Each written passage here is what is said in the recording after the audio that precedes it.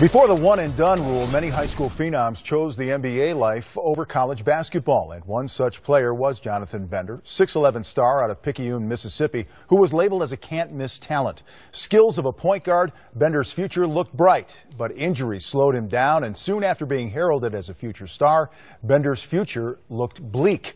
But as former teammate Reggie Miller found out, Bender was only beginning to tap his potential not wrapped in athletic skills, but something far more important. Certain days you feel good, you feel great, right? And it's almost like you're playing a game with yourself. You feel great, and then the next day, how could I feel this bad? You know, after I just felt great 24 hours ago. Yeah, I just hand you the box. You can break the box down, Cap. I don't want my legacy to be the one that got hurt and just fell off. The talk of Pacer people, including Larry Bird and obviously Donnie Walsh, was, boy, how talented this kid is. What a great shooter he is for 7-footer. And if he could just stay healthy, we could have something special. But obviously, being healthy is a major part of it all. Questions were asked. If you're not comfortable now, what are you going to do for the rest of your life? That was the whole thing. Those were the question marks that kept coming up that I had to solve, and I had to answer. I've known you for a while. People know that we played together, but people don't know the whole story. Selected number 5 overall by Toronto, and then here comes this 18-year-old Jonathan Bender. What was that like? It was pressure. It felt like a little pressure. I was in a situation where I said I got to show some potential or do something early. I grew maybe 6 inches over a summer. Fast forward to the Pacer years, the docs told me, hey, you wasn't supposed to do anything during those 6 months. They were supposed to sit you down. Oh, really? The damage started early. A lot of the chipping started early, but nobody knew, nobody knew about that. And these are in your knees? These are in my knees. My knees would swell. I would get them drained. I just thought it was normal, right? Fast forward to, year 6, had surgery. After that, I come back, and you know me, I'm playing 2 guard, 3 guard. I'm 6'11". 90 degree is my friend. I'm chasing you around. You hitting me with that funky elbow and then taking off a pick. Man, I got to get 90 degrees. Well, I couldn't get there no more. Right. When I got down into 90 degrees, I felt like I had a knife carrying with me right in my knee every time I made a short turn. I go into practice, I feel good 15 minutes, and the next 15, 20 minutes feel like somebody stabbing me. It's like you can't predict when it's going to be a terrible time. So we decided to take time off. Well, that time turned into 4 years. Wow. I really wanted to do something successful outside of the game.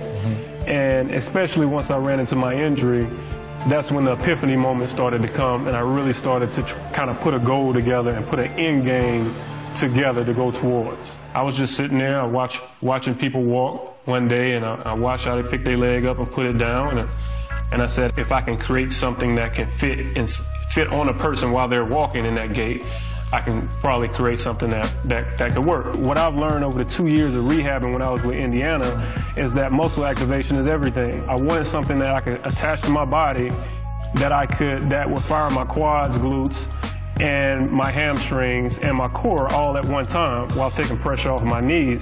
So I thought about this band, and I took off to the store. Weight belt, ankle braces, duct tape, all the good funky stuff. Put this nasty contraption together. And all by yourself? Yeah. I was always tinkering with stuff when I was small anyway.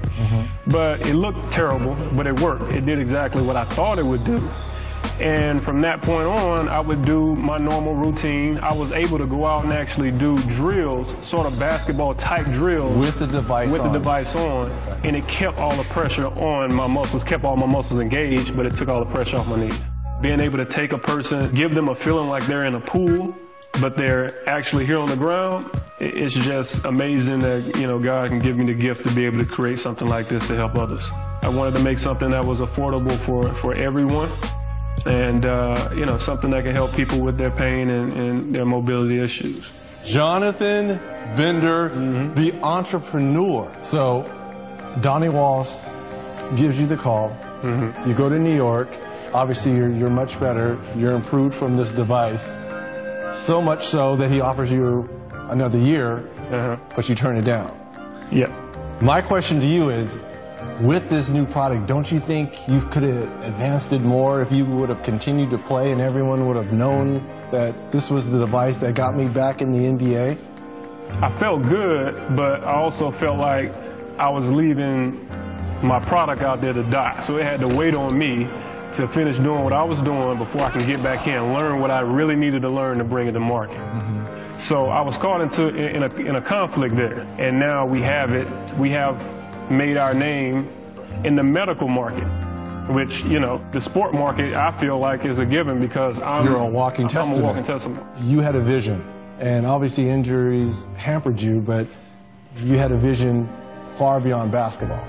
And I think that's a testament of hard work and dedication on your end, wouldn't you say? I would say we all have a certain intellectual property that doesn't have a shelf life. I don't know if it's 5 minutes or 5 years. Developing that end game and going after it with all you got, and not trying to buy it, but actually, you know, put the work into it and do what you have to do to prove yourself worthy of getting what you asked for.